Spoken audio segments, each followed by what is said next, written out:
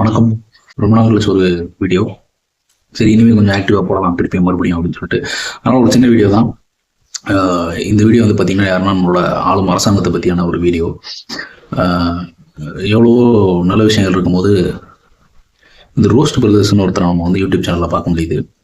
So இவங்க என்ன பண்ணுறாங்கன்னா தியேட்டராக போய் ரிவ்யூன்ற பேரில் அரசியல் நோக்கத்தோடு நிறைய விஷயங்கள் பேசுகிறாங்க.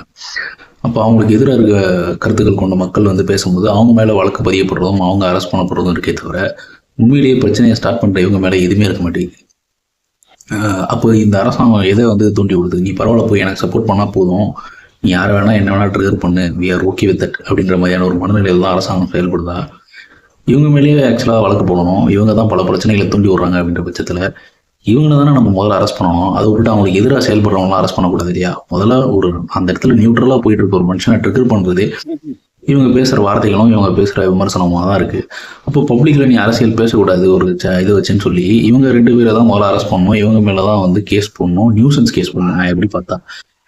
ஆனால் இவங்க என்ன பண்ணுறாங்கன்னா அவங்களுக்கு எதிராக இருக்கிற மக்கள் மேலே போட்டுட்டு அவன் அரசாங்கத்தை சப்போர்ட் பண்ண தான் செய்வான், எதிராக இருக்கிறவங்கள அசிங்கமாக திட்டு தான் செய்வான், அதை நீங்கள் ஏற்றுக்கோங்கன்றாங்க.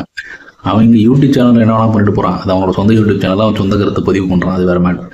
நான் பப்ளிக்காக 10 மைக்கை கூப்பிட்டு வச்சு உட்கார வச்சு பேசிட்டு இருக்கேன், அதையும் பார்த்துக்கிட்டே அவங்க சும்மா இருக்காங்க.